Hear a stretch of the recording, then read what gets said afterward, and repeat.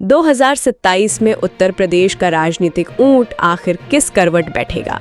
ये सवाल अभी दूर लग सकता है, लेकिन राजनीतिक गलियारों में इसकी बिसात मतलब बिछनी शुरू हो गई है। बिल्कुल। और आज हम जिस चीज की थोड़ी चीरफाड़ करने वाले हैं वो है एक बड़ा ही दिलचस्प सर्वे जो 2027 के विधानसभा चुनावों की एक पहली कह सकते हैं झलक देने की कोशिश करता है। और हमारा मकसद सिर्फ इन आंकड़ों को पढ़कर सुनाना नहीं है, हम इस डेटा के पीछे की कहानी को समझने की कोशिश करेंगे। हाँ, ये देखेंगे कि उत्तर प्रदेश के अलग अलग हिस्सों में मतलब मंडलों में हवा का रुख क्या है, कहाँ किले मजबूत हैं, कहाँ सेंध लग रही है, और इस पूरी तस्वीर का आखिर मतलब क्या है। बिल्कुल।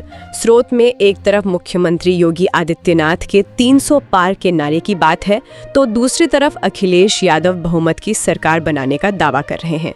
दावे अपनी जगह हैं, पर ये शुरुआती आंकड़े क्या कहते हैं, चलिए इसी की गहराई में उतरते हैं। विश्लेषण शुरू करने से पहले बस दो बातें समझ लेते हैं। पहली, उत्तर प्रदेश में कुल 403 विधानसभा सीटें हैं और सरकार बनाने का जो जादुई आंकड़ा है वो है 202। 202, ठीक है। और दूसरी बात, ये सर्वे राज्य को 18 मंडलों में बांटकर देखता है। मंडल यानी डिवीजन, जो कई जिलों को मिलाकर बने प्रशासनिक क्षेत्र होते हैं। हाँ, इससे हमें राज्य की क्षेत्रीय राजनीति को समझने में आसानी होगी। बिल्कुल। और एक बात और, स्रोत खुद ये मानता है कि ये एक बहुत शुरुआती सर्वे है, तो इसे पत्थर की लकीर न मानकर एक शुरुआती तापमान के तौर पर देखना चाहिए। सही कहा। चलिए शुरू करते हैं। इस कहानी को समझने के लिए हम इसे कुछ टुकड़ों में देखते हैं। सबसे पहले उन इलाकों की बात करते हैं जहां सर्वे के मुताबिक एनडीए यानी भाजपा गठबंधन का दबदबा साफ नजर आ रहा है। ठीक है, यानी पहले भाजपा के मजबूत किलों की पड़ताल करते हैं। शुरुआत कहां से करें? शुरुआत करते हैं प्रयागराज मंडल से। यहाँ 27 सीटें हैं और सर्वे एनडीए के खाते में 17 सीटें डाल रहा है। 17, अच्छा। इंडिया गठबंधन यानी समाजवादी पार्टी गठबंधन को 9 और बीएसपी को 1 सीट मिलती दिख रही है। ये एक मजबूत शुरुआत है। ये तो है, पर इससे भी ज्यादा प्रतीकात्मक रूप से महत्वपूर्ण क्षेत्र तो गोरखपुर मंडल है। मुख्यमंत्री योगी आदित्यनाथ का गढ़, वहाँ की क्या कहानी है? जैसा कि उम्मीद थी, गोरखपुर में एनडीए का प्रदर्शन बेहद मजबूत है। वहाँ की 26 सीटों में से सर्वे 18 सीटें सीधे सीधे एनडीए को दे रहा है। 18 सीटें? हाँ। इंडिया गठबंधन 7 पर सिमटता दिख रहा है और बीएसपी के खाते में 1 सीट जा रही है।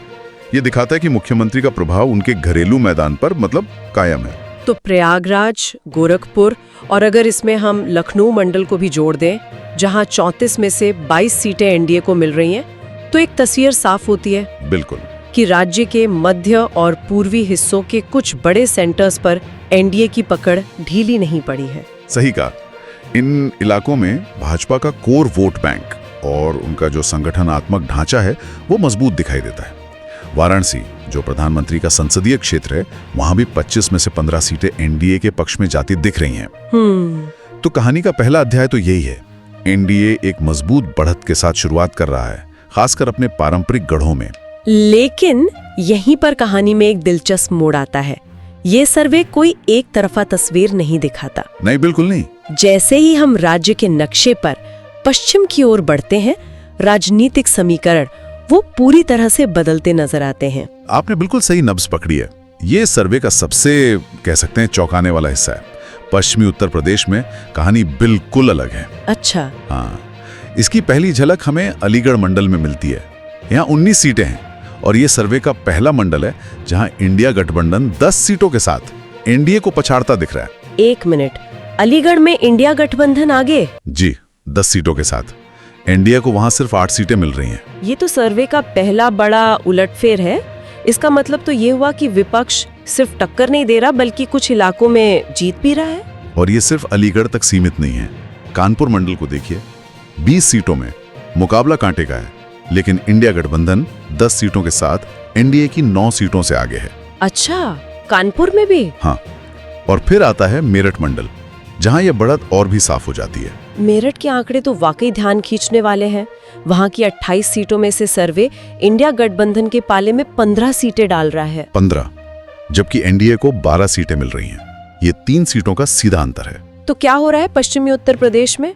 सर्वे के ये आंकड़े किस तरफ इशारा कर रहे हैं? देखिए, स्रोत इन आंकड़ों की वजह तो नहीं बताता, पर हम राजनीतिक संदर्भ से कुछ अनुमान लगा सकते हैं। पश्चिमी उत्तर प्रदेश की राजनीति हमेशा से मतलब किसान केंद्रित और जातीय समीकरणों पर बहुत ज्यादा निर्भर रही है। ये आंकड़े इस बात का संकेत हो सकते हैं कि शायद किसान आंदोलन का बचा हुआ असर या फिर कुछ खास जातीय समीकरण जैसे कि जाट, मुस्लिम और यादव वोटों का एकीकरण वो इंडिया गठबंधन के पक्ष में काम कर रहा है। हाँ, और इसी पैटर्न को सहारनपुर मंडल भी मजबूत करता है। वहाँ की 15 सीटों में भी इंडिया गठबंधन 8 सीटों के साथ एनडीए की 7 सीटों पर बढ़त बनाए हुए है। सही। तो अलीगढ़, कानपुर, मेरठ, सहारनपुर, ये एक साफ पैटर्न है। ऐसा लग रहा है मानो 2 अलग-अलग उत्तर प्रदेश के चुनाव हो रहे हों, एक पूरब, एक पश्चिम। बिल्कुल, आप इसे 2 राज्यों की कहानी कह सकती हैं, एक पूर्वी और मध्य यूपी जहां एनडीए का प्रभाव है, और दूसरा पश्चिमी यूपी जहां इंडिया गठबंधन एक बड़ी चुनौती बनकर उभरा है। ये इस सर्वे का सबसे बड़ा निष्कर्ष है कि 2027 का चुनाव किसी एक लहर पर नहीं बल्कि इन क्षेत्रीय लड़ाइयों पर तय हो सकता है। तो अब तक हमने 2 छोर देख लिए, एक तरफ एनडीए के मजबूत किले, दूसरी तरफ पश्चिमी यूपी में विपक्ष का पलटवार। लेकिन उत्तर प्रदेश की राजनीति इतनी सीधी भी नहीं है। नहीं, बिल्कुल नहीं। कई ऐसे मंडल भी होंगे जहां मुकाबला बराबरी का होगा, जहां एक एक सीट के लिए लड़ाई होगी। सही कहा। और यही वो इलाके हैं जो अंत में तय करेंगे कि सरकार कितनी मजबूती से बनती है। इसका सबसे अच्छा उदाहरण है आजमगढ़ मंडल। आजमगढ़ समाजवादी पार्टी का गढ़ माना जाता है, लेकिन यहाँ की 23 सीटों पर सर्वे एनडीए को 12 और इंडिया गठबंधन को 11 सीटें दे रहा है। यानी सिर्फ 1 सीट का फासला, ये तो किसी भी तरफ जा सकता है। बिल्कुल। और यही हाल मिर्जापुर का है। 13 सीटों में एनडीए को 7 और इंडिया गठबंधन को 6 सीटें। यहाँ भी लड़ाई आखिरी सीट तक जाएगी। लेकिन जो सबसे दिलचस्प मुकाबला दिख रहा है वो है अयोध्या मंडल में। अयोध्या, राम मंदिर के बाद तो ये भाजपा का सबसे मजबूत किला माना जा रहा होगा। वहाँ क्या हो रहा है? यहाँ के नतीजे हैरान करते हैं।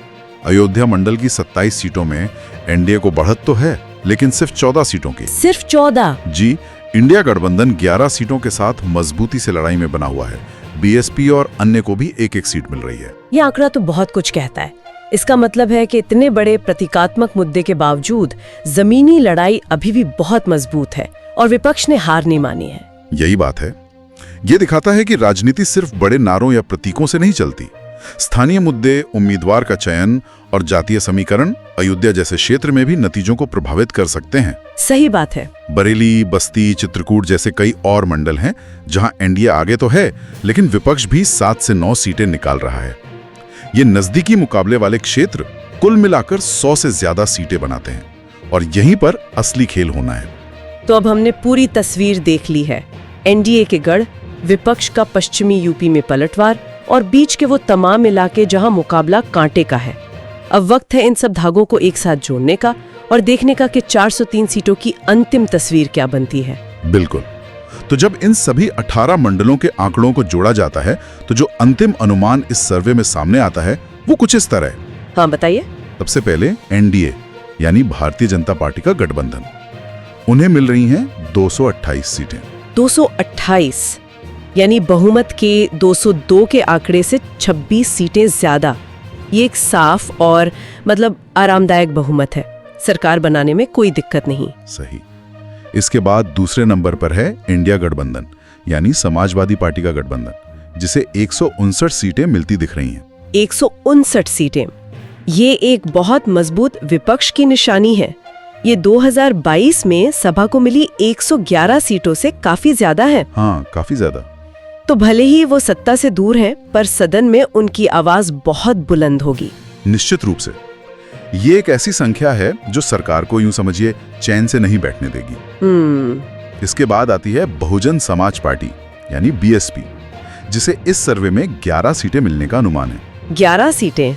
और अन्य दलों के खाते में 7 सीटें जाती दिख रही हैं। तो कुल मिलाकर इस सर्वे का सार ये है कि योगी आदित्यनाथ एक बार फिर मुख्यमंत्री बनते दिख रहे हैं, लेकिन इस बार उन्हें एक ऐसे विपक्ष का सामना करना पड़ेगा जो पहले से कहीं ज्यादा मजबूत और आत्मविश्वास से भरा होगा। इस पूरे विश्लेषण की सबसे बड़ी बात यही है, ये जीत एनडीए के लिए है, लेकिन एक चेतावनी के साथ। चेतावनी कैसी? देखिए, 2017 में भाजपा को 312 सीटें मिली थी, 2022 में 255 और अब ये सर्वे 228 का अनुमान दे रहा है।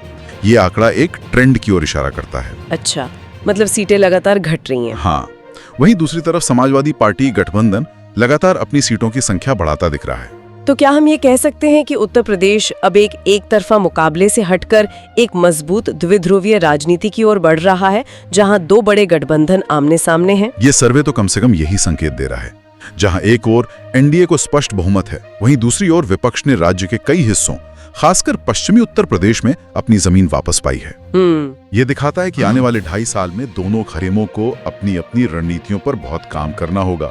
एनडीए को अपनी घटती सीटों को थामना होगा और इंडिया गठबंधन को पश्चिमी यूपी की सफलता को राज्य के बाकी हिस्सों में दोहराने का तरीका खोजना होगा। बिल्कुल। और एक बार फिर ये याद दिलाना जरूरी है कि ये सिर्फ एक शुरुआती तस्वीर है, अंतिम फैसला नहीं। चुनाव की घोषणा, उम्मीदवारों का चयन, चुनावी मुद्दे, ये सब इन आंकड़ों को किसी भी दिशा में मोड़ सकते हैं। सही कहा। इसे एक शुरुआती बेंचमार्क की तरह देखना चाहिए, जिसके आधार पर आने वाले समय में राजनीतिक बदलावों को परखा जा सकता है। तो इस सर्वे ने हमें विजेताओं और हारने वालों की एक संभावित तस्वीर तो दे दी है, पर ये अपने पीछे सोचने के लिए एक बहुत ही दिलचस्प सवाल छोड़ जाता है। वो क्या है? हमने बहुजन समाज पार्टी की 11 सीटों पर ज्यादा बात नहीं की।